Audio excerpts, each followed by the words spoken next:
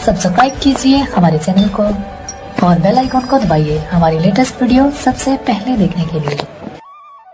जिस कहानी का शीर्षक है उपाय से शत्रु को जीतो, हथियार से नहीं। ये कहानी है बगुला भक्त की। एक जंगल में बहुत सी मछलियों से भरा एक तालाब था। एक बगुला वहां दिन प्रतिदिन मछलियों को खाने के लिए आता था, किंतु वृद्ध होने के कारण मछलियों को पकड़ नहीं पाता था।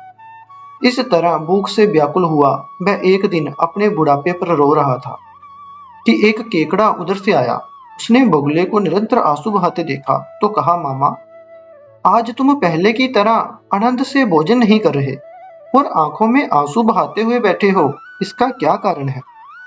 बगुले ने कहा, मित्र, तुम ठीक कहते हो। मुझे मछलियों को भोजन बनाने से विरक्ति हो चुकी है। आजकल अनशन कर रहा हूँ, इसी से मैं पास में आई मछलियों को भी नहीं पकड़ता।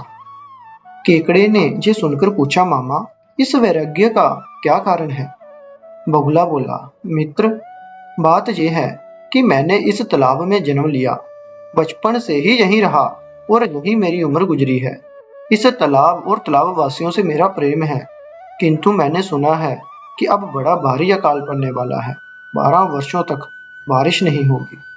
केकड़े ने पूछा, किससे सुना है? बगुला बोला, एक ज्योतिष से सुना है। शनिचर जब शक्टाकार रोहिणी तारक मंडल को खंडित करके शुक्र के साथ एक राशि में जाएगा, तब 12 वर्ष तक वर्षा नहीं होगी। पृथ्वी पर पाप फैल जाएगा। माता पिता अपने संतान का भक्षण करने लगेंगे। इस तालाब में पहले ही पानी कम है, ये बहुत जल्दी सूख जाएगा।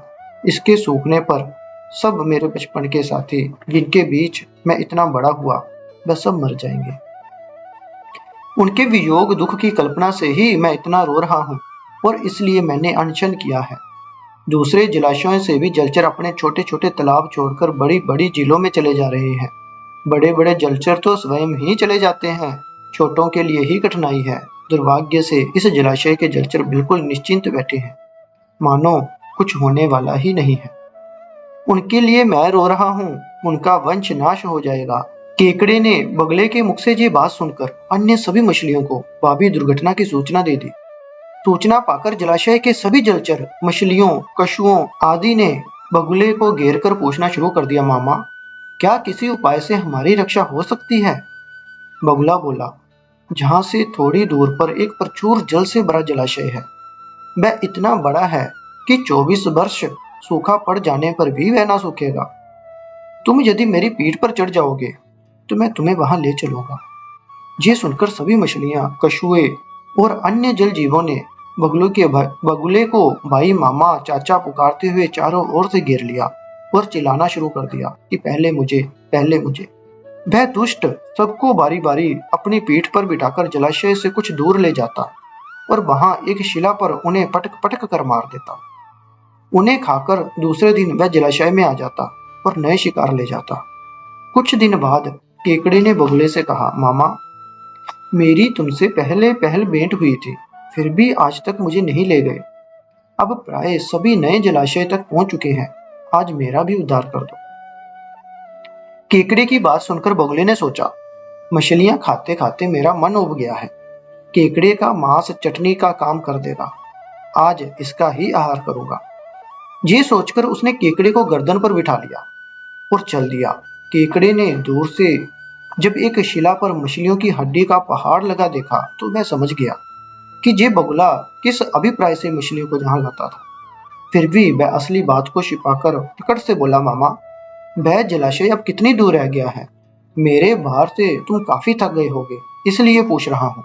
बगुले ने सोचा, अब इसे सच्ची बात कह देने में भी कोई हानि नहीं, इसलिए वह बोला, केकड़े साहब, दूसरे जलाशय की बात अब भूल जाओ, ये तो मेरी प्राण यात्रा चल रही है। अब तेरा भी काल आ गया है। अंतिम समय में देवता का स्मरण कर ले, इसी शिला पर पटक कर तुझे भी मार डालूंगा और खा जाऊंगा। बगुला अभी ये बात कह ही रहा था कि केकड़े ने अपने तीखे दांत बगुले की नरम मुलायम गर्दन पर गड़ा दिए। बगुला वही मर गया, उसकी गर्दन कट गई। केकड़ा मृत बगुले की गर्दन लेकर धीरे धीरे अपने पुराने जलाशय पर ही आ गया। उसे देखकर उसके भाई बंधुओं ने उसे घेर लिया और पूछने लगे, क्या बात है, आज मामा नहीं आए? हम सब उनके साथ जलाशय पर जाने को तैयार बैठे हैं। केकड़े ने हंसकर उत्तर दिया, मूर्खो। उस बगुले ने सभी मछलियों को जहां से लाकर एक शिला पर पटक कर मार दिया। ये कहकर उसने अपने पास से बगुले की कटी हुई गर्दन दिखाई और कहा, अब चिंता की कोई बात नहीं, तुम सब जहां आनंद से रहोगे। गिद्दड़ ने जब ये कथा सुनाई तो कौवे ने पूछा, मित्र, उस बगुले की तरह ये सांप भी किसी तरह मर सकता है क्या? गिद्दड़ ने कहा, एक काम करो, तुम नगरी के राजमहल में चले जाओ, वहां से रानी का कंठहार उठाकर सांप के बिल के पास रख दो। राजा के सैनिक कंठहार की खोज में आएंगे और सबको मार देंगे। दूसरे ही दिन कौवा राजमहल के अंतपुर में जाकर एक कंठहार उठा लाया। राजा ने सिपाहियों को उस कौवे का पीछा करने का आदेश दिया। कौवे ने कंठहार सांप के बिल के पास रख दिया। सांप ने उस हार को देखकर उस पर अपना फन फैला दिया। सिपाहियों ने सांप को लाठियों से मार दिया और कंठहार ले लिया। उस दिन के बाद कौवा और कौवी की संतान को किसी सांप ने नहीं खाया। तभी मैं कहता हूँ कि उपाय से ही शत्रु को वश में कर लेना चाहिए। दमनक ने फिर कहा, सच तो ये है कि बुद्धि का स्थान बल से ऊंचा है। जिसके पास बुद्धि है वही बली है, बुद्धिहीन का बल भी व्यर्थ है। बुद्धिमान निर्बुद्धि को उसी तरह हरा देता है जैसे खरगोश ने शेर को हरा दिया था। कर्टक ने फिर से पूछा, कैसे? दमनक ने तब शेर और खरगोश की कथा सुनाई। शेर और खरगोश की कथा जानेंगे हम इससे अगले वीडियो में। तब तक के लिए नमस्कार।